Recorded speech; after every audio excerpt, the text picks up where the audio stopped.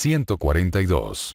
Infecciones estafilocócicas. Staphylococcus aureus, la más virulenta de las muy diversas especies de estafilococos, ha demostrado su versatilidad al seguir siendo una causa importante de morbilidad y mortalidad a pesar de los innumerables antibióticos antiestafilocócicos eficaces para combatirlo.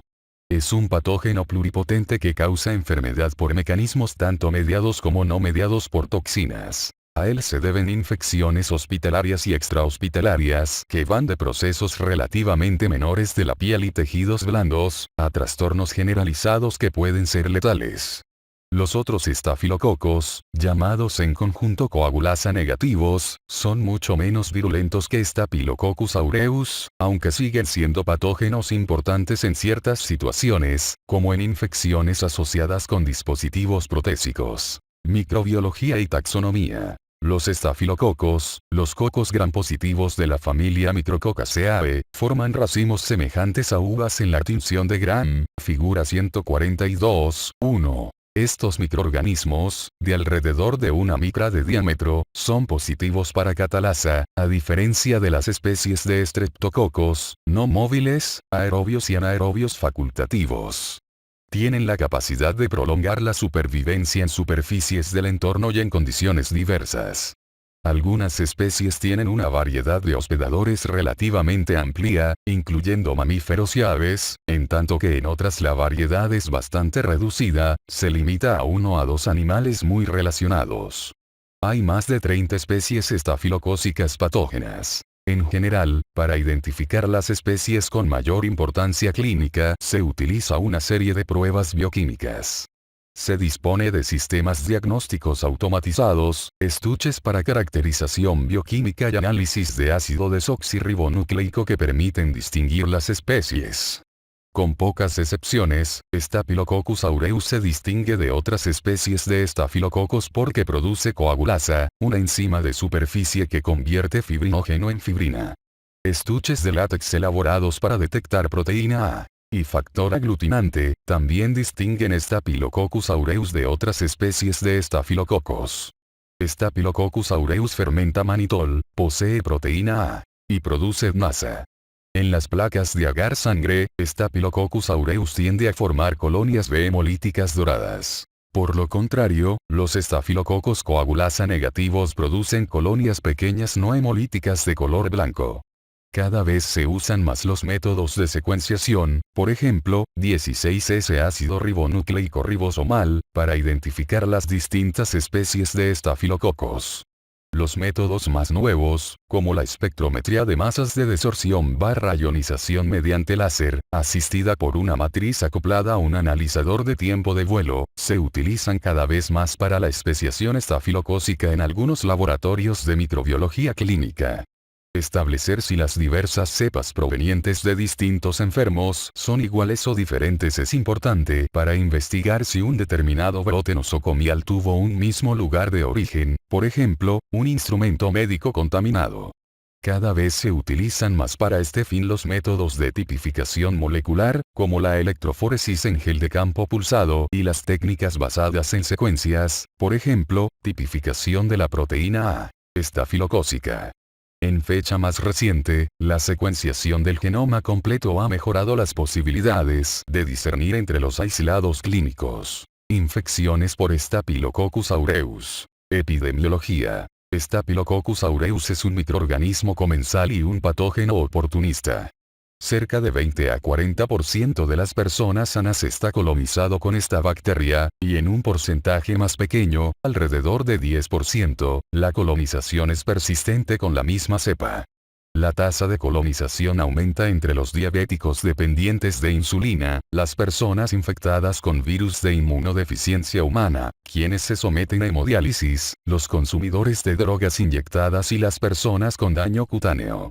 La región anterior de las narinas y la bucofaringe son sitios frecuentes de colonización en el humano, aunque la piel, sobre todo si está dañada, vagina, axilas y perineo, también pueden estar colonizados. Estos sitios sirven como reservorios potenciales para futuras infecciones.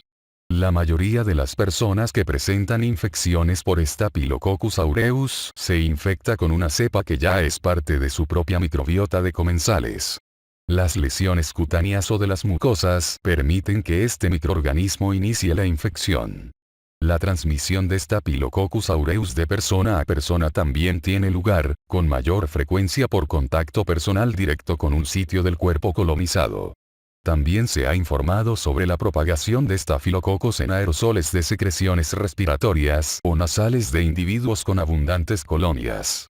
Algunas enfermedades aumentan el riesgo de adquirir infecciones por Staphylococcus aureus. Por ejemplo, en la diabetes se combina el incremento de la tasa de colonización por Staphylococcus aureus y el uso de insulina inyectable con la posibilidad de una función deficiente de los leucocitos. Los individuos con defectos cualitativos o cuantitativos congénitos o adquiridos de los polimorfonucleares, tienen mayor riesgo de padecer infecciones por Staphylococcus aureus. Este grupo comprende a los pacientes neutropénicos, por ejemplo, quienes reciben quimioterapia, con enfermedades granulomatosas crónicas y con síndromes de Yo, síndrome de hiperinmunoglobulina E, autosómico dominante, o Chediak-Higazi. Otros grupos con riesgo son los que padecen anomalías cutáneas o tienen prótesis. Staphylococcus aureus es una causa principal de infecciones adquiridas en hospitales, capítulo 138.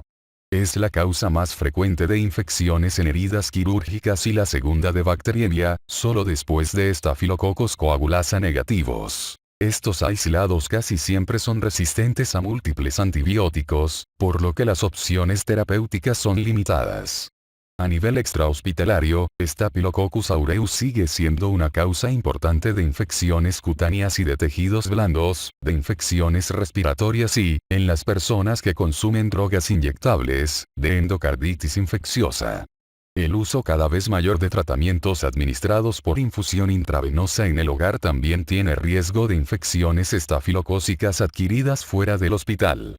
En los últimos 30 años ha habido un cambio drástico en la epidemiología de las infecciones por Staphylococcus aureus resistente a meticilina. Además de su importancia como patógeno intrahospitalario, el Staphylococcus aureus resistente a meticilina se ha convertido en un patógeno extrahospitalario. Se han reportado muchos brotes de infecciones por Staphylococcus aureus resistente a meticilina extrahospitalario tanto en instituciones rurales como urbanas en regiones muy separadas entre sí en todo el mundo. Esa tendencia en parte obedece al aumento notable de colonias de Staphylococcus aureus resistente a meticilina que se encuentra en el ambiente de diferentes partes del mundo. Se han producido brotes de infecciones por Staphylococcus aureus resistente a meticilina extrahospitalario en grupos tan diversos como niños, prisioneros, deportistas, nativos americanos y usuarios de drogas. Los factores de riesgo comunes a estos brotes incluyen malas condiciones higiénicas, contacto cercano con personas infectadas, material contaminado y lesiones cutáneas. En algunas regiones geográficas del mundo, las infecciones se han originado de una sola cepa de Staphylococcus aureus resistente a meticilina extrahospitalario, mientras que la causa de otras ha sido una variedad de cepas de Staphylococcus aureus resistente a meticilina extrahospitalario. En Estados Unidos, la clona predominante es la cepa USA 300, definida por electroforesis en gel con campos pulsátiles.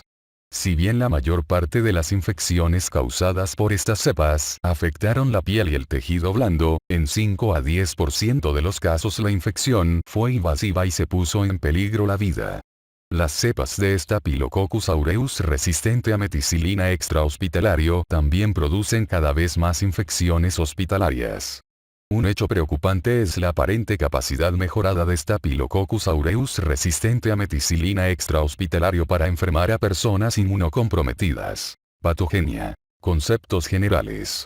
Staphylococcus aureus es un patógeno piógeno conocido por su capacidad de formar abscesos en los focos de infección tanto locales como metastásicos. Dicha respuesta patológica clásica a Staphylococcus aureus define el contexto dentro del que evolucionará la infección. Las bacterias de este tipo desencadenan una reacción inflamatoria que se caracteriza al principio por una respuesta intensa de leucocitos, polimorfonucleares y una infiltración ulterior de macrófagos y fibroblastos.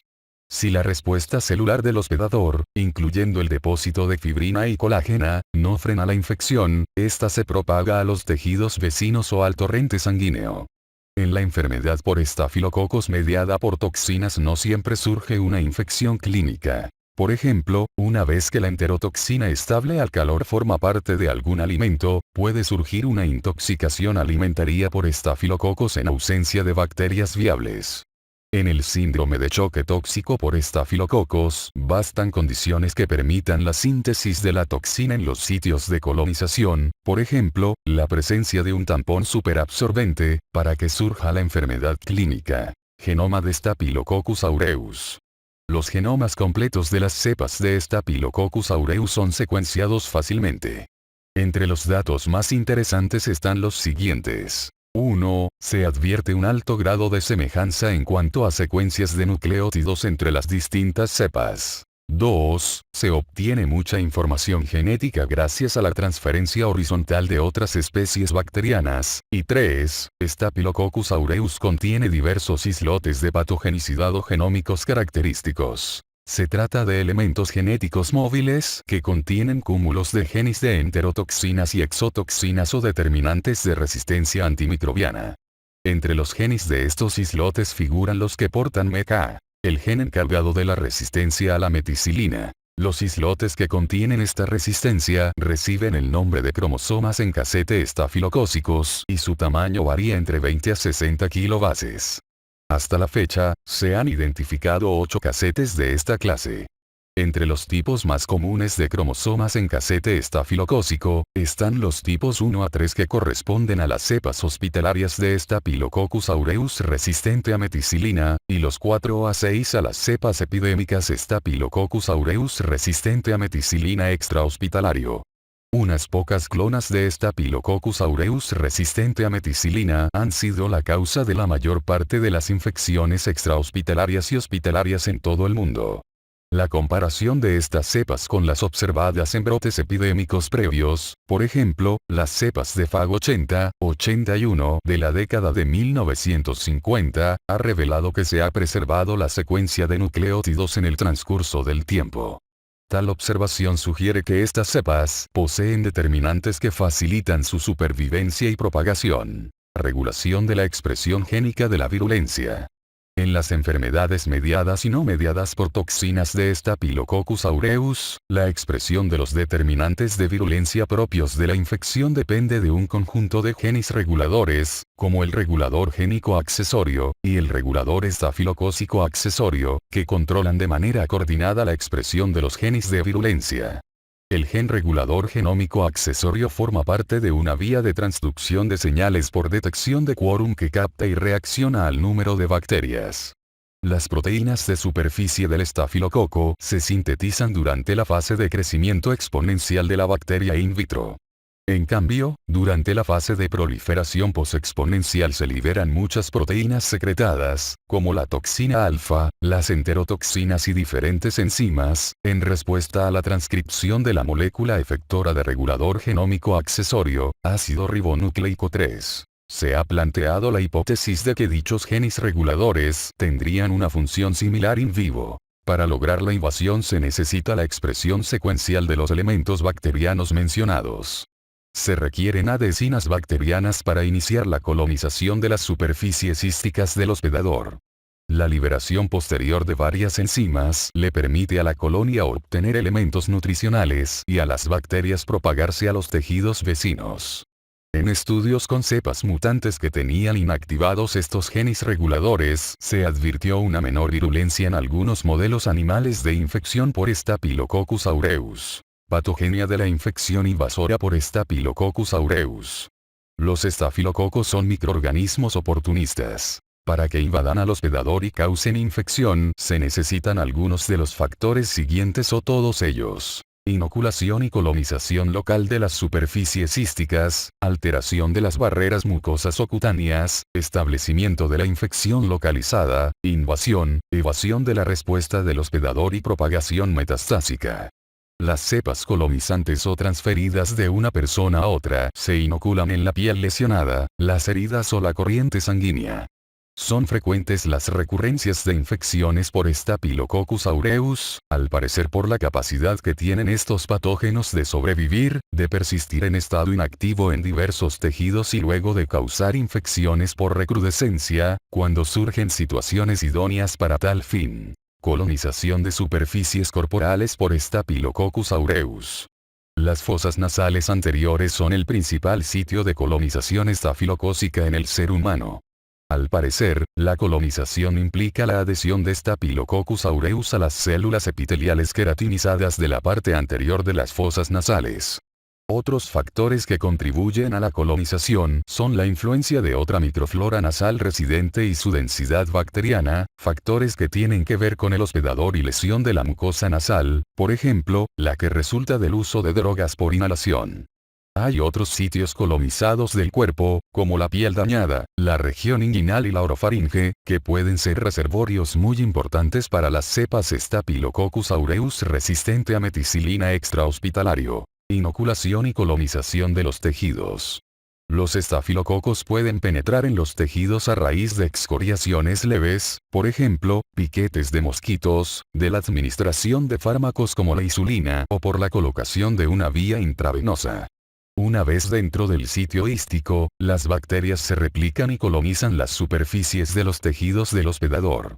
Intervienen de manera importante como mediadores de la adhesión a distintos focos los miembros de una familia de proteínas de superficie de Staphylococcus aureus con semejanza estructural, denominados componentes microbianos superficiales reconocedores de moléculas de adhesión de la matriz. Los componentes microbianos superficiales reconocedores de moléculas de adhesión de la matriz, como la proteína de unión de la fibronectina, el factor aglutinante y la proteína de unión de la colágena, permiten a las bacterias colonizar diferentes hospedadores de superficies císticas. Estas proteínas contribuyen a la patogenia de infecciones invasoras como endocarditis y artritis septicémica, facilitando la adhesión de Staphylococcus aureus a las superficies en que están al descubierto la fibronectina, el fibrinógeno o la colágena. Aunque se conoce a los estafilococos coagulasa negativos por su capacidad de elaborar biocapas y colonizar prótesis, Staphylococcus aureus también posee los genes encargados de la formación de biocapas, el locus de adhesión intercelular. La unión a tales dispositivos tiene lugar de un modo gradual y comprende la adhesión de los estafilococos a los constituyentes del suero que recubren la superficie de la prótesis y la elaboración posterior de la biocapa. Por eso, Staphylococcus aureus es una causa frecuente de infecciones de las prótesis biomédicas. Invasión. Después de la colonización, los estafilococos se replican en el foco inicial de la infección y elaboran enzimas, que incluyen proteasas serinas, hialuronidasas, termonucleasas y lipasas, que facilitan la supervivencia bacteriana y se propagan en forma local por las superficies císticas. Las lipasas también pueden facilitar la supervivencia en las zonas con abundantes lípidos, como los folículos pilosos, donde suelen comenzar las infecciones por Staphylococcus aureus. También parece que los componentes microbianos superficiales reconocedores de moléculas de adhesión de la matriz tienen una función importante en la capacidad de Staphylococcus aureus de provocar enfermedad en otros tejidos. Los cuadros generalizados pueden ser consecuencia de infecciones circunscritas o sistémicas. La pared celular estafilocócica, que consta de unidades alternas de ácido N-acetilmurámico y N-acetilglucosamina en combinación con un componente adicional de la pared, que es el ácido lipoteicoico, puede desencadenar una reacción inflamatoria, incluyendo el síndrome séptico. La toxina estafilocócica alfa es crucial. Forma poros en diversas células eucariotas y también puede iniciar una respuesta inflamatoria con datos que sugieren septicemia.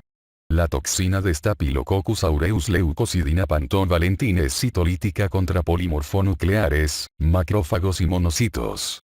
Desde el punto de vista epidemiológico, las cepas que elaboran esta toxina se han relacionado con infecciones cutáneas y más graves causadas por cepas de Staphylococcus aureus resistente a meticilina extrahospitalario. Evasión de los mecanismos de defensa del hospedador.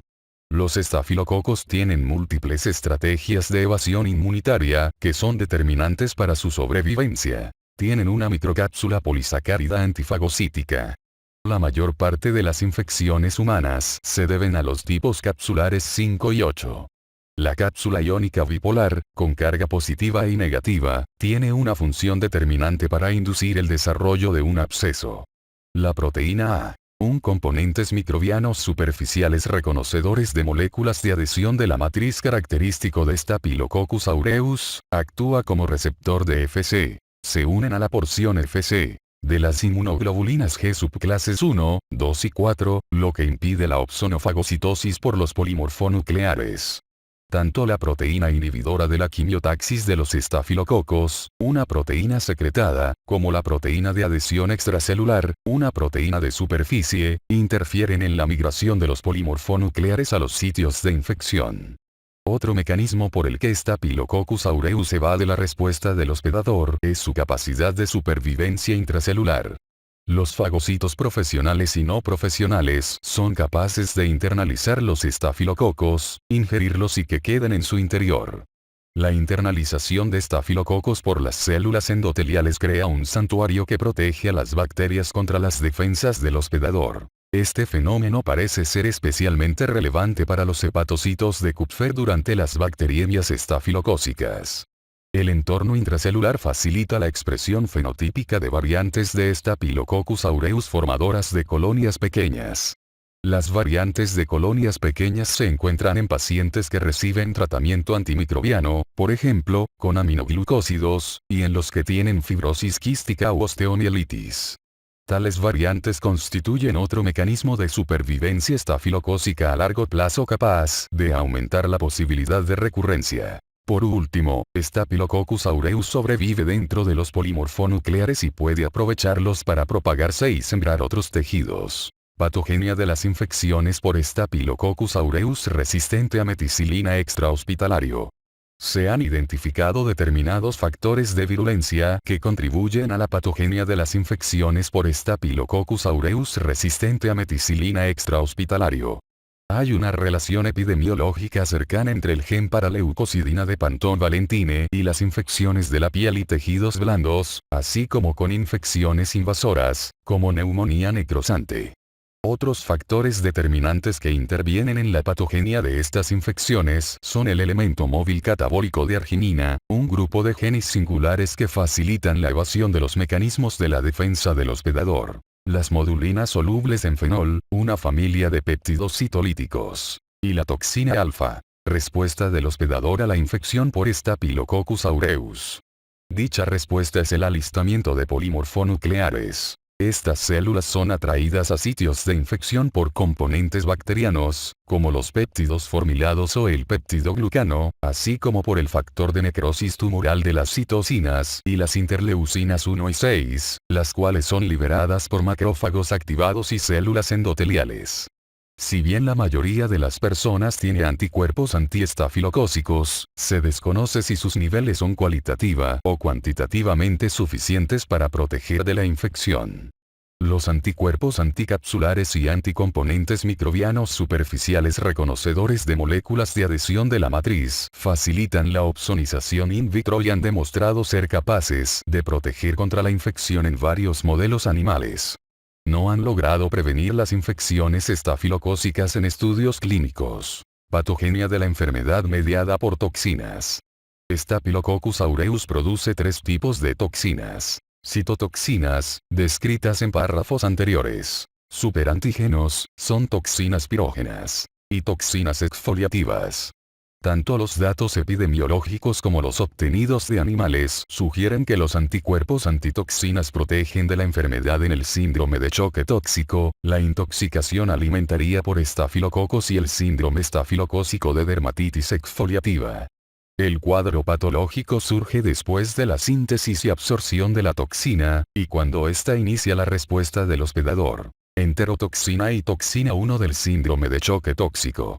Los superantígenos toxínicos de acción pirógena son una familia de proteínas de tamaño molecular pequeño, con estructuras semejantes, que originan dos enfermedades: síndrome de choque tóxico e intoxicación alimentaria.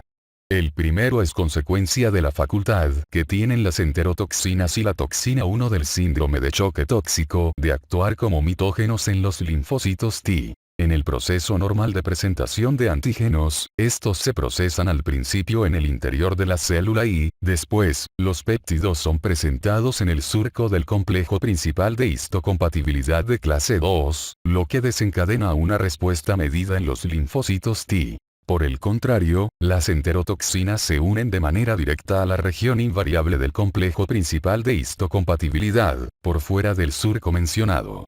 Después, las enterotoxinas se unen a los receptores del linfocito T, a través de la cadena B-beta, lo que da lugar a una drástica sobreexpansión de los clones de linfocitos T, hasta 20% de la población total de linfocitos T. La consecuencia de dicha expansión celular es una tormenta de citocinas, en la que se liberan mediadores de la inflamación como el interferón gamma, las interleucinas 1 y 6, y los factores de necrosis tumoral alfa y beta, factor de necrosis tumoral alfa y factor de necrosis tumoral beta. El resultado es un cuadro multisistémico en el que aparece una constelación de signos y síntomas, como mialgias, fiebre, erupciones e hipotensión. Estos datos son similares a los que aparecen en el choque endotoxínico. Sin embargo, los mecanismos patógenos son diferentes. La liberación de endotoxina procedente del aparato digestivo podría intensificar por sinergismo los efectos de la toxina. Otra región de la molécula de enterotoxina ocasiona los síntomas de intoxicación alimentaria. Las enterotoxinas son termoestables y sobreviven en entornos que destruirían a las bacterias. El cuadro patológico aparece por la ingestión de la toxina preformada y, en consecuencia, el periodo de incubación es breve, 1 a 6 horas. La toxina estimula el nervio neumogástrico y el centro del vómito en el encéfalo. También parece estimular la actividad peristáltica del intestino. Toxinas exfoliativas y síndrome estafilococo de piel escaldada. Estas toxinas causan el síndrome exfoliativo estafilocócico, más común en recién nacidos. Las toxinas que ocasionan enfermedad en los seres humanos se han dividido en dos serotipos, eta y ETB. Estas toxinas son serina-proteasas, que dividen las caderinas en la capa superficial de la piel, lo que desencadena la exfoliación. El resultado es la dehiscencia de la epidermis a nivel de la granulosa, fenómeno que origina la descamación superficial de la piel típica de la enfermedad. Diagnóstico. Las infecciones por Staphylococcus aureus pueden diagnosticarse con facilidad por medio de la tinción de Gram, figura 142.1, y por el examen microscópico del contenido del absceso o del tejido infectado. El cultivo sistemático del material infectado suele generar resultados positivos, y los cultivos de sangre a veces son positivos incluso cuando la infección se localiza en zonas extravasculares. Staphylococcus aureus es raro en un cultivo contaminante. Para el diagnóstico rápido de la infección, se han aplicado métodos basados en la reacción en cadena de la polimerasa. Ahora se cuenta con varias pruebas que se aplican en el sitio de atención a fin de detectar a los pacientes colonizados con Staphylococcus aureus resistente a meticilina. Sigue siendo un gran problema diagnóstico dilucidar si las personas con bacteriemia corroborada por Staphylococcus aureus también tienen endocarditis infecciosa o algún foco metastásico infeccioso. De manera invariable, los hemocultivos positivos sugieren una infección endovascular del tipo de la endocarditis, véase bacteriemia, septicemia y endocarditis infecciosa, más adelante. Síndromes clínicos. Cuadro 142.1, infecciones de piel y tejidos blandos. Staphylococcus aureus origina infecciones cutáneas de diversa índole, muchas de las cuales son causadas por estreptococo del grupo A, o, con menos frecuencia, por otras especies de estreptococo. Entre los factores predisponentes más comunes están las dermatosis, daños de la piel, como el causado por picaduras de insectos o traumatismos menores, inyecciones, como en el caso de la diabetes o el consumo de drogas inyectables, y la falta de aseo personal. Estas infecciones se caracterizan por la formación de vesículas pustulosas, que suelen comenzar en los folículos pilosos y se propagan a los tejidos vecinos. La foliculitis es una infección superficial que afecta el folículo piloso en la que hay una zona central de purulencia, pus, rodeada de induración y eritema. Los forúnculos son lesiones más extensas y dolorosas que suelen aparecer en las regiones pilosas y húmedas del cuerpo, y se extienden desde el folículo piloso hasta transformarse en un absceso verdadero con una zona de purulencia central. El anthrax se sitúa con mayor frecuencia en la parte inferior del cuello y es todavía más doloroso y grave porque surge de la coalescencia de otras lesiones que abarcan la capa más profunda del tejido subcutáneo. En términos generales, los forúnculos y el anthrax se identifican con facilidad porque de ellos mana pus al oprimirlos o en forma espontánea. Otras infecciones cutáneas por Staphylococcus aureus son el impétigo y la celulitis. Staphylococcus aureus es una de las causas más frecuentes de infección de heridas quirúrgicas. En 1 a 3% de las madres lactantes surge mastitis. El cuadro infeccioso, que suele aparecer a las 2 a 3 semanas después del parto, se caracteriza por manifestaciones que van desde celulitis hasta formación de abscesos. En los casos más graves surgen signos de tipo general, como fiebre y escalofríos. Infecciones de tejidos musculoesqueléticos. Staphylococcus aureus es uno de los microorganismos que más origina infecciones óseas, por diseminación hematógena y también por propagación de un tejido blando vecino. En los niños, la osteomielitis hematógena afecta muy a menudo los huesos largos. El cuadro inicial consiste en fiebre y dolor óseo o intolerancia a soportar pesos. Aumenta el número de leucocitos y la velocidad de eritrosedimentación. Los cultivos de sangre son positivos en 50% de los casos. Casi siempre resultan diagnósticos los cultivos y el estudio histopatológico de muestras óseas. En los adultos, la osteomielitis hematógena que afecta a los huesos largos es menos frecuente.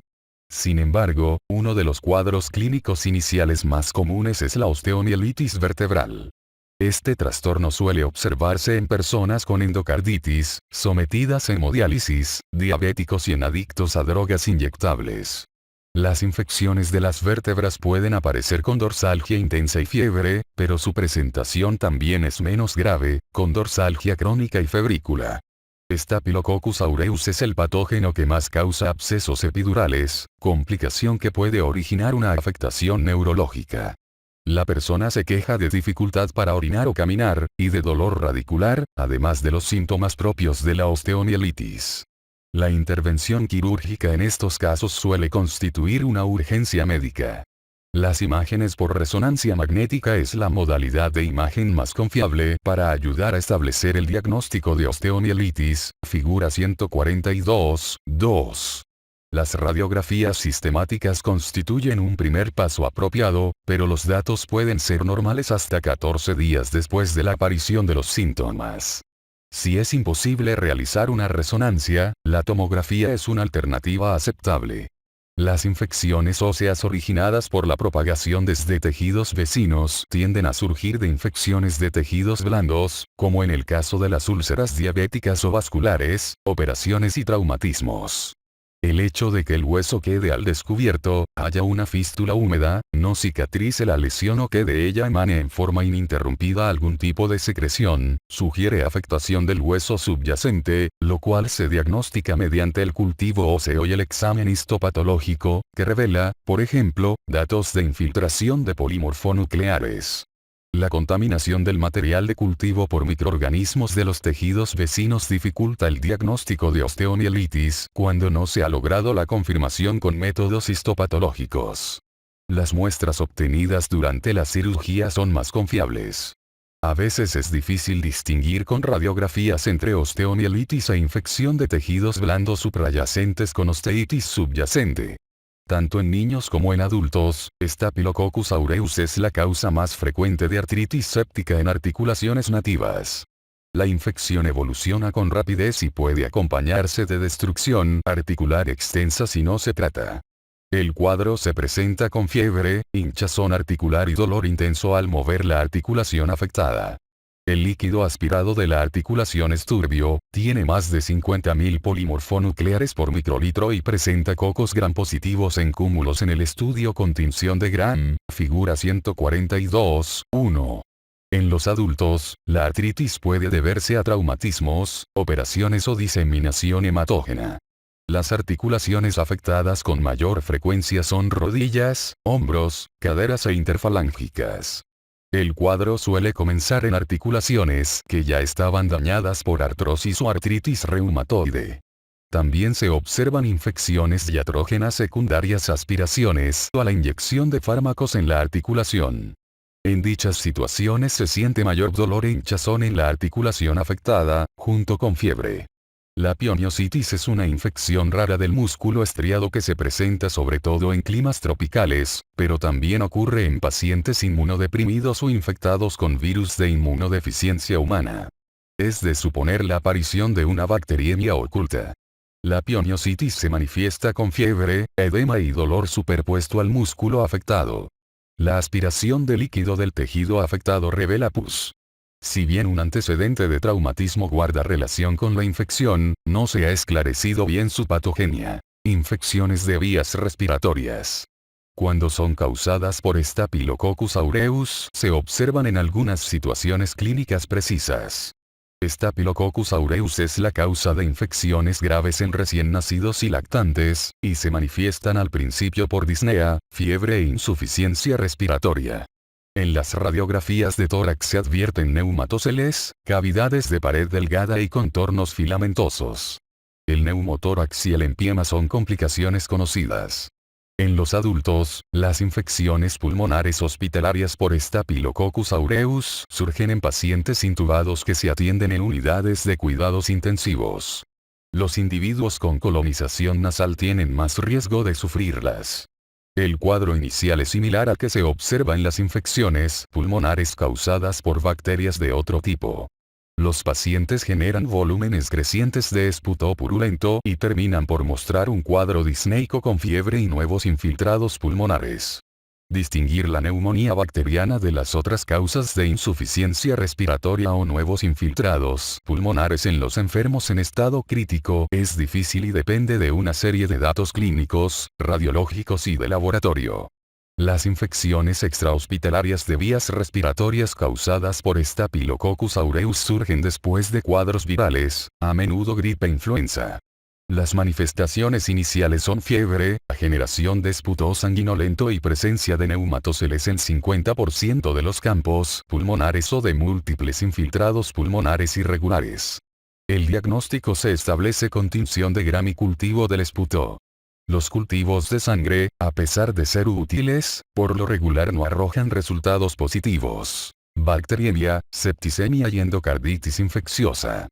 La bacteriemia por Staphylococcus aureus puede complicarse con cuadros como septicemia, endocarditis, vasculitis o siembra metastásica, acumulaciones de pus o supuración en tejidos de otras localizaciones. Entre los tejidos afectados con mayor frecuencia están los huesos, las articulaciones, los riñones y los pulmones. Se calcula que la frecuencia de siembras metastásicas durante la bacteriemia llega incluso a 31%. La incidencia de complicaciones aumenta con la bacteriemia. Es difícil identificar estas complicaciones solo con métodos de diagnóstico clínico y pruebas de laboratorio. Entre los trastornos coexistentes que aparecen junto con la bacteriemia por Staphylococcus aureus y agravan el riesgo de complicaciones están la diabetes, infección por virus de inmunodeficiencia humana e insuficiencia renal. Otros factores del hospedador que implican mayor riesgo de complicaciones son el cuadro inicial con bacteriemia por Staphylococcus aureus de origen extrahospitalario, excepto en los consumidores de drogas inyectables, ausencia de algún foco primario identificable y uso de dispositivos protésicos u otro material. En términos clínicos, la septicemia por Staphylococcus aureus se manifiesta de un modo semejante al de las septicemias por otras bacterias. Por lo regular se observa la secuencia de cambios hemodinámicos ya descrita, que comienza con alcalosis respiratoria y manifestaciones clínicas como hipotensión y fiebre. El diagnóstico microbiológico se corrobora con los resultados positivos de los cultivos de sangre. La incidencia global de endocarditis por Staphylococcus aureus ha aumentado en los últimos 20 años. Ahora es la principal causa de endocarditis en todo el mundo y conforma 25 a 35% de los casos.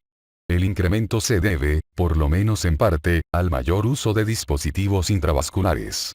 Los estudios que utilizaron ecocardiografía transesofágica encontraron una incidencia de endocarditis de cerca de 25% entre los pacientes con bacteriemia por Staphylococcus aureus causada por un catéter intravascular. Otros factores que conllevan más riesgo de endocarditis son el uso de drogas inyectables, hemodiálisis, portación de dispositivos protésicos intravasculares e inmunodepresión. Los pacientes con dispositivos cardíacos implantables, por ejemplo, marcapasos permanentes, tienen mayor riesgo de endocarditis o infecciones relacionadas con tales dispositivos. Pese a la disponibilidad de antibióticos eficaces, las tasas de mortalidad siguen fluctuando entre 20 y 40%, lo cual depende tanto del hospedador como de las características de la infección. Las complicaciones de la endocarditis por Staphylococcus aureus son insuficiencia vascular cardíaca, émbolos periféricos, siembras metastásicas y afectación del sistema nervioso central, por ejemplo, aneurismas micóticos, apoplejías embólicas. La endocarditis por Staphylococcus aureus se observa en 4 situaciones clínicas. 1. Endocarditis de las cavidades derechas del corazón, relacionada con consumo de drogas inyectables. 2. Endocarditis de las válvulas originales de las cavidades izquierdas. 3. Endocarditis de las prótesis valvulares. Y 4. Endocarditis hospitalaria. En cada una de estas situaciones, el diagnóstico se confirma por los antecedentes del paciente y cuando se identifican los estigmas clínicos que sugieren endocarditis. Estos signos son manifestaciones cardíacas, como soplos nuevos o cambiantes en las válvulas del corazón. Manifestaciones cutáneas de la endocarditis, como lesiones vasculíticas, nódulos de Osler o lesiones de Haneway. Manifestaciones de la enfermedad embólica, y antecedentes que sugieran riesgo de bacteriemia por Staphylococcus aureus. En caso de que no se identifique la antibiótico-terapia previa, casi siempre son positivos los cultivos de sangre. La ecocardiografía transtorácica, si bien es menos sensible que la transesofágica, necesita menos penetración corporal y señala la presencia de vegetaciones valvulares. En la actualidad se utilizan los criterios de Duke, cuadro 123.3, para ayudar a establecer la probabilidad de este diagnóstico. La endocarditis aguda derecha de la válvula tricúspide por Staphylococcus aureus suele observarse en los adictos a drogas inyectables. El cuadro clásico inicial consiste en fiebre alta, aspecto clínico de intoxicación, dolor pleurítico y generación de esputo purulento, a veces sanguinolento. Las radiografías de tórax muestran datos indicativos de embolías pulmonares sépticas, lesiones circulares pequeñas y periféricas que con el tiempo pueden mostrar cavidades figura 142.3. Un alto porcentaje de personas afectadas carece de antecedentes de valvulopatías. En el comienzo de la enfermedad, el individuo puede mostrar solo fiebre, sin signos cardiovasculares o de cualquier otra localización. Como consecuencia, resulta esencial para el diagnóstico un índice alto de sospecha clínica. Las personas con antecedentes de daño de válvulas cardíacas muestran al principio una endocarditis que afecta la válvula natural izquierda y que comprende la válvula afectada con anterioridad. Estos enfermos tienden a ser de mayor edad que quienes presentan endocarditis del lado derecho, su pronóstico es peor y la incidencia de complicaciones es mayor, émbolos periféricos, descompensación cardíaca y siembra metastásica. Staphylococcus aureus es uno de los patógenos que con mayor frecuencia origina endocarditis en las prótesis valvulares. La infección causada por este microorganismo es especialmente fulminante en el posoperatorio temprano, y conlleva una tasa alta de mortalidad. En casi todos los casos, las medidas médicas no son suficientes por sí solas y es urgente sustituir la válvula. Los enfermos tienden a presentar insuficiencia valvular o abscesos de miocardio que nacen de la región del implante valvular. La mayor frecuencia de endocarditis hospitalaria, 15 a 30% de los casos, según el estudio, refleja en parte el uso cada vez más frecuente de dispositivos intravasculares. La endocarditis causada por ellos se debe a Staphylococcus aureus. Los pacientes están en estado crítico, reciben antibióticos por otras indicaciones y tienen otros cuadros coexistentes, por lo que muy a menudo se pasa por alto el diagnóstico. Infecciones relacionadas con dispositivos protésicos. Staphylococcus aureus contribuye con una gran proporción de las infecciones relacionadas con dispositivos protésicos. Estas infecciones a menudo afectan catéteres intravasculares, válvulas protésicas, dispositivos ortopédicos, catéteres peritoneales o intraventriculares, dispositivos de asistencia ventricular izquierda e injertos vasculares. A diferencia de la presentación menos activa de las infecciones por Staphylococcus coagulasa negativos, las infecciones por Staphylococcus aureus relacionadas con el dispositivo a menudo se presentan de manera más aguda, y hay manifestaciones locales y generales, y tienden a progresar más rápido. Estas últimas también tienden a evolucionar con más rapidez. Es frecuente encontrar un absceso en el sitio del dispositivo. La activación de estos abscesos y la obtención de hemocultivos son componentes importantes para establecer el diagnóstico. Las infecciones por Staphylococcus aureus tienden a presentarse poco después de la implantación, a menos que el dispositivo se utilice para acceso, por ejemplo, catéter intravascular o de hemodiálisis. En el último caso pueden aparecer infecciones en cualquier momento. Al igual que en la mayor parte de las infecciones por dispositivos protésicos, el tratamiento satisfactorio por lo general consiste en retirar el dispositivo. Si se deja colocado será un nido potencial para infecciones persistentes o recurrentes. Infecciones de vías urinarias. Las infecciones de vías urinarias pocas veces son causadas por Staphylococcus aureus. Su presencia en la orina sugiere diseminación hematógena. Las infecciones ascendentes por ese microorganismo suelen ser consecuencia de la manipulación instrumental del aparato genitourinario. Infecciones relacionadas con Staphylococcus aureus resistente a meticilina extrahospitalario. Si bien la piel y los tejidos blandos constituyen las ubicaciones más comunes de la infección por Staphylococcus aureus resistente a meticilina extrahospitalario, entre 5 y 10% de estas infecciones es invasiva e incluso llega a ser letal. Algunos ejemplos son fascitis necrosante, neumonía necrosante y septicemia con síndrome de Waterhouse-Friderichsen o púrpura fulminante, que casi nunca se relacionan con Staphylococcus aureus antes de la aparición de Staphylococcus aureus resistente a meticilina extrahospitalario. Estas infecciones potencialmente letales reflejan la mayor virulencia de las cepas de Staphylococcus aureus resistente a meticilina extrahospitalario.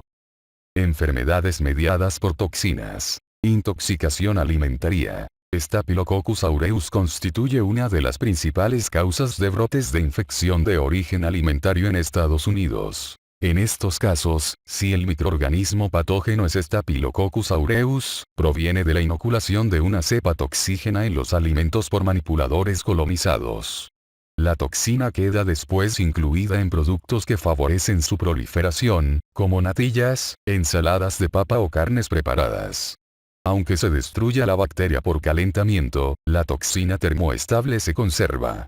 La enfermedad comienza en forma rápida y sus manifestaciones surgen en 1 a 6 horas después de la ingestión del alimento contaminado. El cuadro se caracteriza por náuseas y vómito, aunque también pueden surgir diarrea, hipotensión y deshidratación. Entre las entidades que se incluyen en el diagnóstico diferencial está la diarrea por otras causas, en particular la causada por toxinas similares, como las elaboradas por Bacillus cereus. La rapidez del comienzo, ausencia de fiebre y la naturaleza epidémica del cuadro inicial, deben considerarse sospecha de esta entidad. Los síntomas por lo común se resuelven en 8 a 10 horas. Para confirmar el diagnóstico se demuestra la presencia de bacterias o de la enterotoxina en el alimento al que se atribuye el brote. El tratamiento incluye solo medidas de sostén. Síndrome de choque tóxico. El síndrome de choque tóxico despertó la atención a principios de la década de 1980 en Estados Unidos, donde se detectó un gran brote en mujeres jóvenes, por lo demás sanas, en periodo de menstruación. Las investigaciones epidemiológicas señalaron que tales casos guardaban una relación importante con la menstruación y con el uso de un tampón muy absorbente que se había comercializado en fecha reciente. Estudios ulteriores demostraron la participación de la toxina 1 del síndrome de choque tóxico en la enfermedad. Al retirarse el tampón del comercio, disminuyó con rapidez la incidencia de la enfermedad. Sin embargo, siguen notificándose casos menstruales y no menstruales. Los casos no menstruales se observan con frecuencia en pacientes con infecciones quirúrgicas o heridas posparto, en especial cuando se aplica apósito y vendaje en la herida. El cuadro clínico inicial es semejante en las formas menstrual y no menstrual del síndrome de choque tóxico. No es necesaria una infección clínica previa por Staphylococcus aureus. El síndrome de choque tóxico es consecuencia de la elaboración de una enterotoxina o de toxina 1 del síndrome de choque tóxico, una toxina parecida a la enterotoxina y con estructura similar. Más de 90% de los casos menstruales son causados por toxina 1 del síndrome de choque tóxico, en tanto que un alto porcentaje de los no menstruales se debe a enterotoxinas, como enterotoxina B. El síndrome de choque tóxico comienza con síntomas inespecíficos, similares a los del resfriado. En la variedad menstrual, el cuadro comienza 2 a 3 días después del inicio de la menstruación con fiebre, hipotensión y eritrodermia de intensidad variable. Es frecuente la afectación de las mucosas, por ejemplo, hiperemia conjuntival. La enfermedad puede evolucionar con rapidez hacia síntomas como vómito, diarrea, confusión, mialgias y dolor abdominal, que reflejan la naturaleza multisistémica del problema y la afectación del hígado, riñones, aparato digestivo, sistema nervioso central o varios de estos órganos. En la convalecencia, que tiene lugar 1 a 2 semanas después de comenzar la enfermedad, se descama la piel. Las pruebas de laboratorio muestran hiperazoemia, leucocitosis, hipoalbuminemia, trombocitopenia y anomalías de la función hepática. El diagnóstico del síndrome de choque tóxico depende aún de la identificación de un conjunto de signos y manifestaciones, más que de un dato específico, y de que no se cuente con pruebas que denoten la presencia de otras enfermedades normalmente incluidas en el diagnóstico diferencial, cuadro 142, 2. Otras entidades que deben considerarse son los efectos tóxicos de las drogas, exantemas virales, fiebre exantemática, septicemia y enfermedad de Kawasaki. El trastorno afecta solo a las personas que no generan anticuerpos contra la toxina 1 del síndrome de choque tóxico. El cuadro puede reaparecer si no hay síntesis de anticuerpos después de la enfermedad. Síndrome estafilocócico de dermatitis exfoliativa. El síndrome estafilocócico de piel escaldada suele afectar a recién nacidos y niños. El trastorno varía desde la formación de ampollas circunscritas, hasta la exfoliación de gran parte de la superficie cutánea. La piel suele ser frágil, duele a la palpación y presenta ampollas de paredes finas llenas de líquido. Se rompen con una presión suave, quedando al descubierto las capas subyacentes. En general, el trastorno afecta a las mucosas. En la infección más generalizada hay síntomas de carácter general, como fiebre, letargo e irritabilidad con inapetencia. En los casos más extensos se pierden cantidades importantes de líquido. La enfermedad suele surgir después de una infección localizada en alguno de los diversos sitios posibles. El síndrome estafilocócico de dermatitis exfoliativa es menos frecuente en adultos, pero puede aparecer después de infecciones causadas por cepas toxígenas exfoliativas. Infecciones por Staphylococcus coagulasa. Negativos. Aunque considerablemente menos virulentas que Staphylococcus aureus, los Staphylococcus coagulasa negativos se encuentran entre las causas más comunes de infecciones de dispositivo protésico, incluida la endocarditis. Cada vez más, estas también constituyen una causa de endocarditis de válvula nativa e infecciones que amenazan la vida en recién nacidos y en pacientes neutropénicos. Alrededor de la mitad de las especies identificadas de Staphylococcus coagulasa negativos se han relacionado con infecciones en seres humanos.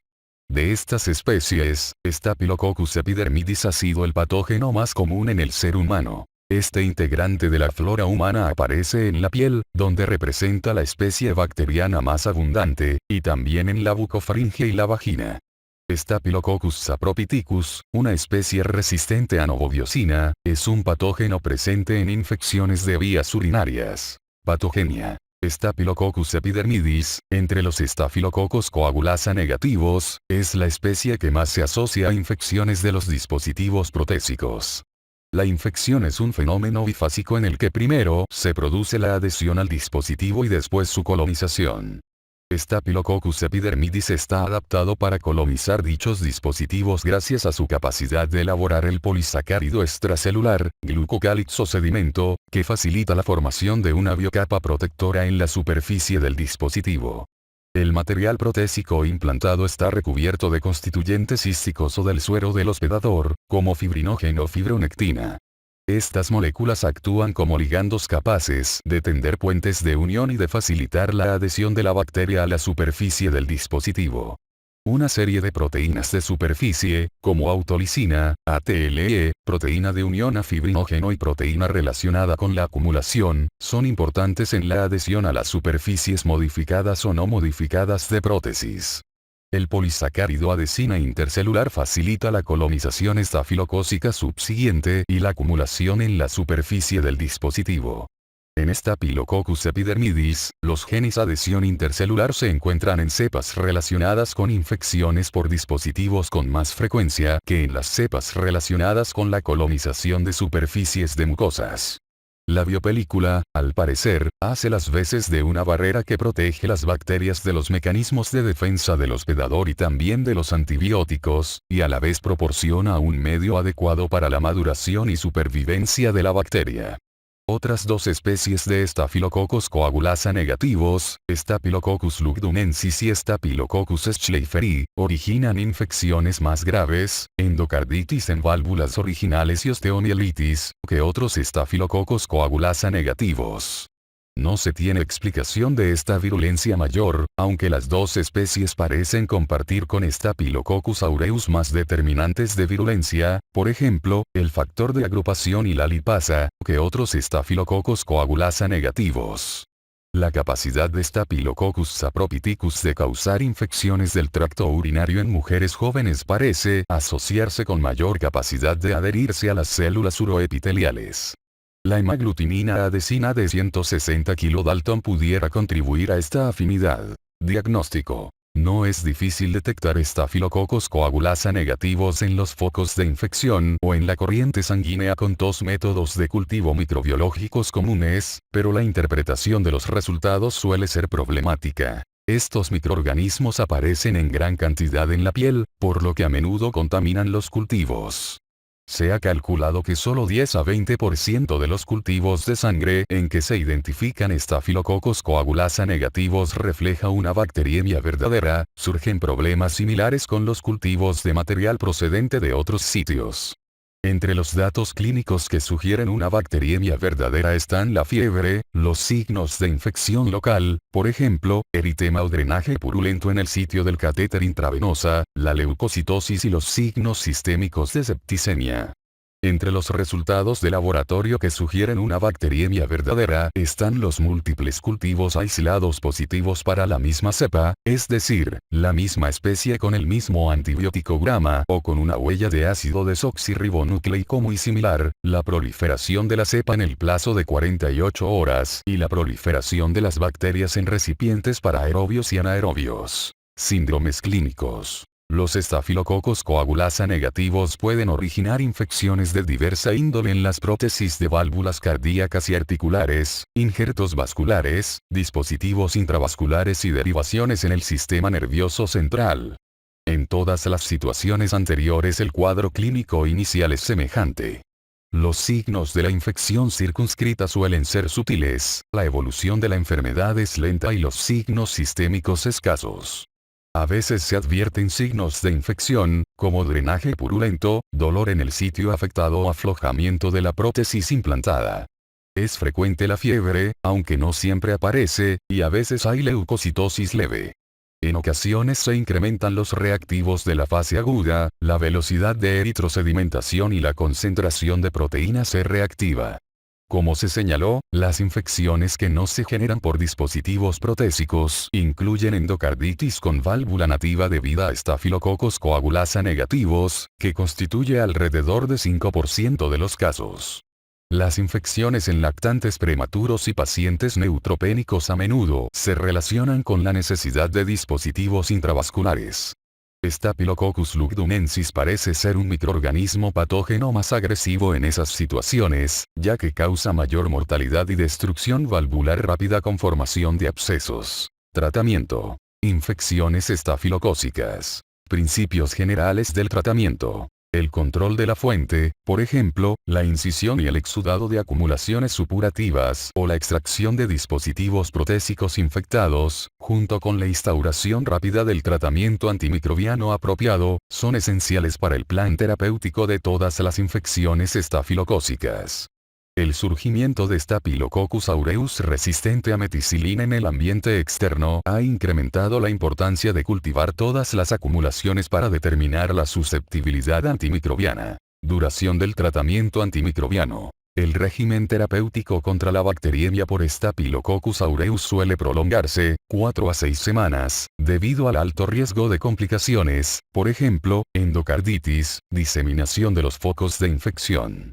Entre los datos relacionados con bacteriemias complicadas se encuentran 1. Hemocultivos con positividad persistente 96 horas después de la institución del tratamiento. 2. Adquisición de la infección en el entorno externo. 3. Intento fallido para eliminar o drenar con rapidez un foco de infección identificado, por ejemplo, un catéter intravascular, y 4. Presencia de infecciones profundas.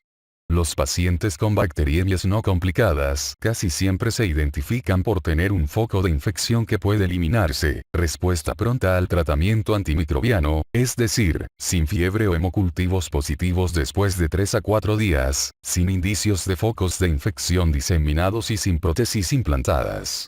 En estas infecciones, es posible administrar un plan terapéutico de corta duración, 2 semanas. Por lo regular, la ecocardiografía transesofágica es necesaria para descartar la endocarditis porque ni los datos clínicos ni los de laboratorio pueden detectar con fiabilidad la afectación cardíaca. También está indicada una investigación radiográfica exhaustiva para identificar posibles acumulaciones diseminadas. Todos los sitios corporales sintomáticos deben valorarse de forma cuidadosa. Selección de antimicrobianos. La selección de antimicrobianos para tratar infecciones estafilocócicas coagulasa positivas y coagulasa negativas a menudo es problemática debido a la prevalencia de cepas resistentes a múltiples fármacos y la ausencia de estudios clínicos comparativos. Se ha incrementado la resistencia estafilocócica a la mayor parte de las familias de antibióticos, como los beta-lactámicos, aminoglucósidos, fluoroquinolonas y, en menor medida, glucopéptidos. Esta tendencia fue mucho más manifiesta en el caso de los estafilococos coagulasa negativos. Más de 80% de las cepas aisladas en hospitales son resistentes a la meticilina, y estas cepas de Staphylococcus aureus resistente a meticilina también son, en su mayor parte, resistentes al resto de los antibióticos. En vista de que la selección de los antimicrobianos para tratar la infección por Staphylococcus aureus es semejante a la que se hace en las infecciones por Staphylococcus coagulasa negativos, se exponen juntas las opciones terapéuticas contra dichos patógenos y se resumen en el cuadro 142.3. Como los plásmidos que contienen la enzima penicilinasa están muy diseminados, son pocas las cepas de estafilococos, menos de 5%, que siguen siendo sensibles a la penicilina.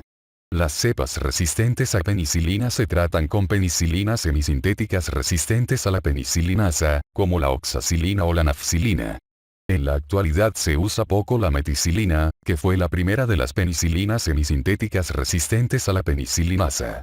Otros fármacos que pueden administrarse en estas infecciones son las cefalosporinas. Las de segunda y tercera generación no brindan ninguna ventaja terapéutica en comparación con las de primera generación en el tratamiento de las infecciones por estafilococos, y algunas cefalosporinas de tercera generación, por ejemplo, ceftazidima, tienen una actividad considerablemente menor. Los carbapenémicos también tienen una excelente actividad contra Staphylococcus aureus sensible a la meticilina, pero no contra los Staphylococcus aureus resistente a meticilina. Los carbapenémicos poseen una actividad excelente contra Staphylococcus aureus sensible a meticilina, pero no contra Staphylococcus aureus resistente a meticilina. Un año después de introducirse la meticilina, ya se había informado el aislamiento de un Staphylococcus aureus resistente a meticilina. Desde esa fecha, la prevalencia del microorganismo se ha incrementado de manera constante. En muchos hospitales, 40-50% de las cepas de Staphylococcus aureus ahora son resistentes a meticilina, y este fenómeno denota resistencia a todas las penicilinas semisintéticas resistentes a la penicilinasa y también a todas las cefalosporinas, excepto ceftarolina. La resistencia a la meticilina se explica por la aparición de una nueva proteína de unión a la penicilina, PBP2A. Esta proteína es sintetizada por el gen MECA, que forma parte de un gran elemento genético móvil, una isla de patogenicidad o genómica, el llamado cromosoma en casete estafilocócico.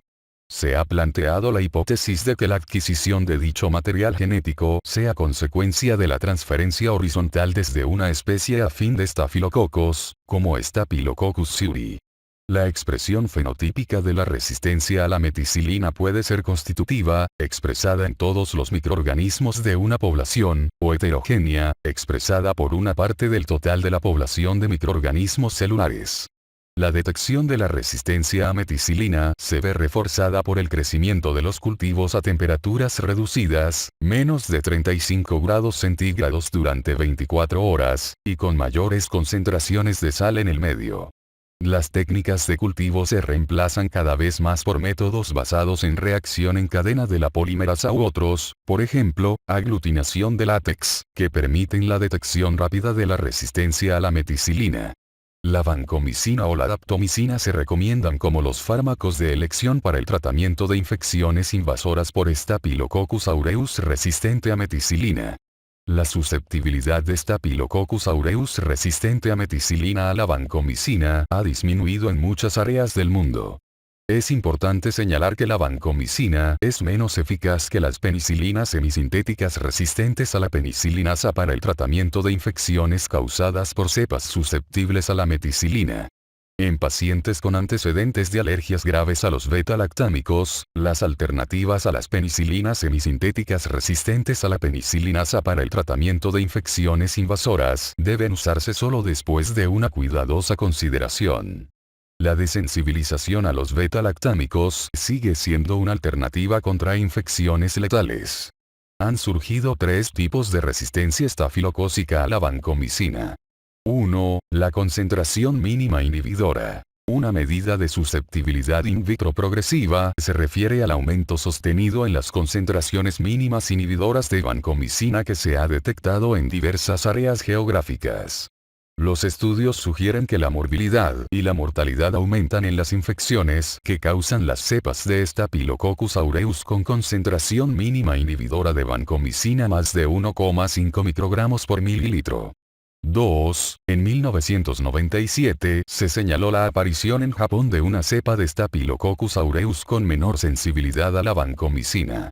Después se notificó el surgimiento de otras cepas de Staphylococcus aureus con menor sensibilidad a la vancomicina. Todas eran resistentes a meticilina y otros antimicrobianos. Al parecer, las cepas Staphylococcus aureus con menor sensibilidad a la vancomicina evolucionaron, bajo la presión selectiva de la exposición a la vancomicina, a partir de cepas sensibles a vancomicina, pero heterogéneas, y una proporción pequeña de la población bacteriana expresó el fenotipo de la resistencia. No se ha identificado el mecanismo de resistencia propio de los Staphylococcus aureus con menor sensibilidad a la vancomicina, pero parece consistir en una anomalía de la pared celular. La vancomicina queda atrapada en los enlaces cruzados anormales entre peptidoglucanos y no puede llegar al sitio donde actúa normalmente. Los genes reguladores que participan en el metabolismo de la pared celular parecen desempeñar una función importante en este tipo de resistencia. 3. En 2002 se publicó la identificación de la primera cepa clínica de Staphylococcus aureus resistente a la vancomicina. La resistencia de esta cepa clínica y de otras notificadas después se debía a la presencia de VANA, el gen encargado de la expresión de la resistencia a vancomicina en los enterococos. Dicha observación sugirió que la resistencia se adquiría por transferencia conyugal horizontal a partir de una cepa de Enterococcus faecalis resistente a vancomicina. Varios enfermos presentaban Staphylococcus aureus resistente a meticilina y también enterococos resistentes a vancomicina en los cultivos de material obtenido de los focos de infección. Del gen VANA depende la síntesis del dipéptido de ala-DELAC en vez de ala-DEALA. La vancomicina no puede unirse al péptido alterado. Mientras que las cepas clínicas con concentración mínima inhibidora más de 1,5 microgramos por mililitro han sido relativamente comunes en algunas áreas, las cepas clínicas de Staphylococcus aureus con menor sensibilidad a la vancomicina y Staphylococcus aureus resistente a la vancomicina siguen siendo poco frecuentes. La daptomicina, un nuevo bactericida parenteral con actividad antiestafilocócica, está autorizada para el tratamiento de las bacteriemias, incluyendo endocarditis de las cavidades derechas del corazón, e infecciones cutáneas complicadas. No es eficaz en las infecciones respiratorias. Este fármaco tiene un mecanismo de acción único. Destruye la membrana citoplásmica. Se ha notificado la resistencia estafilocócica a la daptomicina, la cual a veces surge durante el tratamiento. La resistencia puede surgir durante el tratamiento. Los pacientes que recibieron previamente vancomicina pueden tener valores altos de concentración mínima inhibidora de daptomicina. Los enfermos deben controlarse mediante rhabdomiólisis con medición de creatinfosfocinasa y por neumonía eosinofílica. La linesolida, la primera oxazolidinona, es bacteriostática frente a los estafilococos, se tolera bien y tiene la ventaja de que su biodisponibilidad es similar después de su administración oral o parenteral. No se han comunicado resistencias cruzadas con otros inhibidores de la síntesis de proteínas. Los casos de resistencia a dicho fármaco han sido escasos, aunque se ha reportado, como mínimo, una cepa clínica resistente. Sin embargo, se ha notificado resistencia a la linesolida.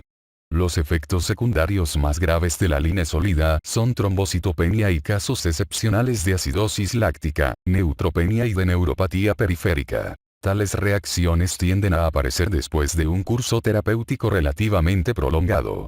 La tedisolida, una segunda oxazolidinona lanzada en 2014, está disponible en formulaciones tanto orales como parenterales. Tiene actividad in vitro mejorada contra bacterias gram-positivas resistentes a antibióticos, que incluyen estafilococos. La tedisolida se administra una vez al día y los datos sobre su eficacia para el tratamiento de infecciones profundas son limitados. La ceftarolina es una cefalosporina de quinta generación con actividad bactericida contra Staphylococcus aureus resistente a meticilina, incluidas las cepas con susceptibilidad reducida a vancomicina y daptomicina.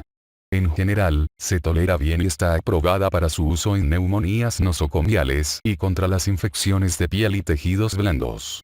La telavancina es un derivado lipoglucopéptido parenteral de la vancomicina aprobado para el tratamiento de las infecciones de piel y tejidos blandos complicadas y neumonías nosocomiales.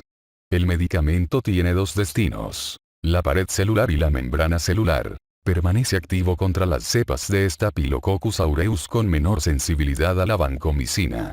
Debido a su posible nefrotoxicidad, la telavancina debe evitarse en pacientes con enfermedad renal. El antibiótico parenteral estreptogramínico llamado quinupristina-dalfopristina, muestra actividad bactericida contra todos los estafilococos, incluyendo las cepas de Staphylococcus aureus con menor sensibilidad a la vancomicina. Este medicamento, aunque se usa con poca frecuencia debido a su toxicidad, reacciones a la infusión, se ha usado con éxito para tratar infecciones graves por Staphylococcus aureus resistente a meticilina. En casos de resistencia a la eritromicina o la clindamicina, la quinupristina-dalfopristina es bacteriostática contra los estafilococos. La dalbavancina y la oritavancina son lipoglucopéptidos de acción prolongada que se administran por vía parenteral, los cuales se han utilizado para tratar las infecciones de piel y tejidos blandos complicadas. Debido a su larga vida media puede administrarse cada semana. Ambas se han usado en regímenes de dosis única para el tratamiento de infección de piel y tejidos blandos. Los datos relativos a su uso para el tratamiento de infecciones estafilocócicas invasoras son limitados. Las quinolonas muestran una actividad in vitro razonable contra dichos microorganismos, pero ha aumentado poco a poco la frecuencia con que surge la resistencia a las fluoroquinolonas, en particular entre los microorganismos resistentes a la meticilina. De interés particular entre las Staphylococcus aureus resistente a meticilina es la posible aparición de resistencia a las quinolonas durante el tratamiento. Por tanto, las quinolonas no se recomiendan para infecciones por Staphylococcus aureus resistente a meticilina.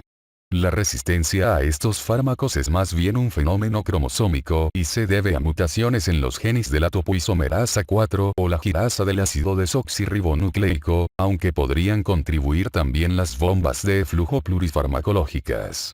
Las nuevas quinolonas tienen mayor actividad in vitro contra los estafilococos, pero no se sabe si ello se podría traducir en una intensificación de la actividad in vivo. La tigeciclina, un análogo de la aminociclina de amplio espectro, tiene actividad bacteriostática contra Staphylococcus aureus resistente a meticilina y está aprobada para su uso en infección de piel y tejidos blandos, así como infecciones intraabdominales causadas por Staphylococcus aureus. No se recomienda para el tratamiento de infecciones invasoras. Otros antibióticos más antiguos, como la aminociclina, la doxiciclina, la clindamicina y el trimetoprim sulfametoxazol, se han administrado con éxito para tratar infecciones por Staphylococcus aureus resistente a meticilina. Las combinaciones de medicamentos antiestafilocócicos se han utilizado para potenciar la actividad bactericida en el tratamiento de infecciones profundas, acortar la duración del plan terapéutico, por ejemplo, para la endocarditis del hemicardio derecho, o para optimizar el tratamiento empírico cuando la susceptibilidad de la cepa clínica a la meticilina aún se desconoce, por ejemplo, al usar un beta-lactámico más vancomicina. Entre los antimicrobianos adicionales que se administran con frecuencia se encuentran la rifampicina, la gentamicina o el ácido fusídico, no disponible en Estados Unidos.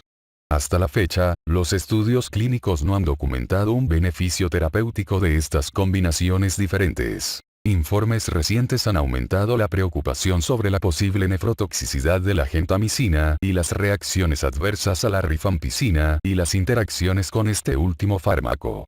Como resultado, el uso sistemático de gentamicina en combinación con beta-lactámicos u otros antimicrobianos ya no se recomienda para el tratamiento de la endocarditis con válvula nativa. La rifampicina se sigue utilizando para el tratamiento de infecciones relacionadas con dispositivos protésicos y contra la osteomielitis. Tratamiento antimicrobiano para situaciones específicas. Tratamiento empírico. Por lo general, se indica la cobertura empírica contra Staphylococcus aureus resistente a meticilina. La adición de un beta-lactámico a la vancomicina proporciona un régimen terapéutico inicial más eficaz, en caso de que la cepa clínica sea susceptible a la meticilina y pueda ofrecer una sinergia en las infecciones por Staphylococcus aureus resistente a meticilina. En este momento, continúa siendo incierto si la daptomicina es preferible cuando las concentraciones mínimas inhibidora altas de vancomicina, más de 1,5 microgramos por mililitro, son frecuentes en un lugar específico. Tratamiento de rescate. A veces se necesita este tipo de tratamiento contra las infecciones por Staphylococcus aureus complicadas cuando la bacteriemia persiste, es decir, durante más de 3 a 4 días, a pesar de régimen terapéutico apropiado. Hay escasos indicios de alta calidad que sirven como guía para el tratamiento de rescate. La combinación de daptomicina o vancomicina con un antibiótico beta-lactámico, por ejemplo, ceftarolina, se ha utilizado con éxito para tratar pacientes con bacteriemia por Staphylococcus aureus resistente a meticilina persistente, incluso aquellos con cepas clínicas que muestran susceptibilidad reducida a estos antimicrobianos. Esta combinación parece mejorar la actividad bactericida de la daptomicina al reducir la carga bacteriana de la superficie celular y, por tanto, permitir mayor unión de la daptomicina. Para la vancomicina, la combinación puede permitir una unión más estratégica al sitio donde se dirige con un espesor reducido de la pared celular. Otras combinaciones han incluido trimetoprim sulfametoxazol o rifampicina combinados con daptomicina. La linezolida o la ceftarolina también se han administrado como fármacos alternativos solos. Endocarditis. La endocarditis por Staphylococcus aureus suele ser una infección aguda que pone en peligro la vida, por consiguiente, la obtención rápida de sangre para realizar cultivos debe ser seguida por la administración inmediata de tratamiento antimicrobiano empírico. Para la endocarditis con válvula nativa se recomienda el tratamiento con un beta-lactámico. Si se aísla una cepa de Staphylococcus aureus resistente a meticilina, está indicada la vancomicina, 15 a 20 miligramos por kilo cada 8 a 12 horas, administrada en dosis iguales hasta un total de 2 gramos, con la dosis ajustada en caso de enfermedad renal, o daptomicina, 6 a 10 miligramos por kilo cada 24 horas. La dosis de vancomicina debe ajustarse con base en las concentraciones mínimas de fármaco. Por lo general, los pacientes se tratan durante 6 semanas. Para la endocarditis con válvula protésica, a menudo es necesaria la cirugía además del régimen terapéutico con antibióticos. La combinación de un beta-lactámico o, si la cepa clínica es resistente a estos, se recomienda vancomicina o daptomicina, con un aminoglucósido, gentamicina, 1 miligramos por kilo intravenosa cada 8 horas, durante 2 semanas y rifampicina, 300 miligramos por vía oral o intravenosa cada 8 horas, durante 6 semanas o más. Infecciones óseas y articulares. Para la osteomielitis hematógena o la artritis séptica en niños, es adecuado un ciclo terapéutico de 4 semanas, en adultos el tratamiento es más prolongado. En las modalidades crónicas de la osteomielitis es necesario el desbridamiento quirúrgico en combinación con el tratamiento antimicrobiano. Para las infecciones articulares, un componente crucial del plan terapéutico es la aspiración repetida o la artroscopia de la articulación afectada para evitar el daño de los leucocitos. La combinación de rifampicina con ciprofloxacina se ha utilizado con éxito para tratar o suprimir infecciones de las articulaciones protésicas, en especial cuando el dispositivo no se puede extraer. La eficacia de esta combinación quizás signifique mayor actividad contra los estafilococos en las biopelículas, así como la consecución de concentraciones intracelulares efectivas. Infecciones cutáneas y de tejidos blandos. El aumento de infección de piel y tejidos blandos causado por Staphylococcus aureus resistente a meticilina extrahospitalario ha llamado la atención sobre la necesidad de iniciar un tratamiento empírico apropiado. Muchas de estas infecciones responden a la incisión y drenaje solos sin antibióticos. Los antibióticos se seleccionan según los datos locales de susceptibilidad. Se han usado varios fármacos orales para tratar estas infecciones, que incluyen clindamicina, trimetoprim sulfametoxazol, doxiciclina, linezolida y tedizolida. El régimen terapéutico parenteral solo se administra contra infecciones más complicadas. Síndrome de choque tóxico. El tratamiento de apoyo con la reversión de la hipotensión es el pilar del plan terapéutico contra el síndrome de choque tóxico. Tanto los líquidos como los presores pueden ser necesarios. Los taponamientos u otro material de vendaje deben retirarse con rapidez. Algunos investigadores recomiendan el tratamiento con una combinación de clindamicina y una penicilina semisintética o, si la cepa clínica es resistente a la meticilina, vancomicina. Se recomienda la clindamicina porque, como inhibidor de la síntesis de proteínas, reduce la síntesis de toxinas in vitro. La linezolida también parece ser eficaz. Se indica una penicilina semisintética o un glucopéptido para eliminar cualquier posible foco de infección y erradicar el estado de portador persistente que podría aumentar la probabilidad de una enfermedad recurrente. Informes anecdóticos documentan el uso exitoso de inmunoglobulina intravenosa para tratar el síndrome de choque tóxico. Los glucocorticoides no se recomiendan para el tratamiento de esta enfermedad. Otras enfermedades mediadas por toxinas. El tratamiento para la intoxicación alimentaria por estafilococos es de apoyo. Para síndrome estafilocócico de dermatitis exfoliativa, el plan terapéutico antiestafilocócico se dirige al sitio primario de la infección. Prevención. A fin de prevenir infecciones por Staphylococcus aureus en el entorno hospitalario, hay que lavarse las manos y prestar atención a los métodos más apropiados de aislamiento. Por medio de estudios cuidadosos de detección de portadores de Staphylococcus aureus resistente a meticilina y prácticas de aislamiento estrictas, algunos países escandinavos han logrado resultados extraordinariamente satisfactorios a la hora de evitar la introducción y diseminación del Staphylococcus aureus resistente a meticilina en los hospitales. Las estrategias para eliminar la colonización, en las que se utilizan técnicas universales y enfocadas con fármacos tópicos, por ejemplo, mupirocina, para eliminar la colonización nasal y clorhexidina, para eliminar la colonización cutánea con Staphylococcus aureus, han tenido éxito en algunas instalaciones, por ejemplo, unidades de cuidados intensivos, en las que el riesgo de infección es alto. Un análisis de estudios clínicos sugiere que también puede reducirse la incidencia de infecciones posoperatorias entre personas con colonización nasal de Staphylococcus aureus. El envoltorio, que consiste en una serie de intervenciones médicas en una secuencia de varios pasos prescritos, ha reducido el número de infecciones hospitalarias por diversos procedimientos, como la introducción de catéteres intravenosa, donde el estafilococo es uno de los principales microorganismos patógenos, cuadro 137, 3. Se han investigado diversas estrategias de vacunación para prevenir las infecciones por Staphylococcus aureus, tanto activas, por ejemplo, vacuna a base de un conjugado de polisacárido de proteínas capsulares, como pasivas, por ejemplo, anticuerpo contra el factor de aglomeración. Sin embargo, ninguna ha tenido éxito para fines profilácticos ni terapéuticos en los estudios clínicos. Las estrategias para prevenir infecciones recurrentes por Staphylococcus aureus en la comunidad han tenido buenos resultados limitados.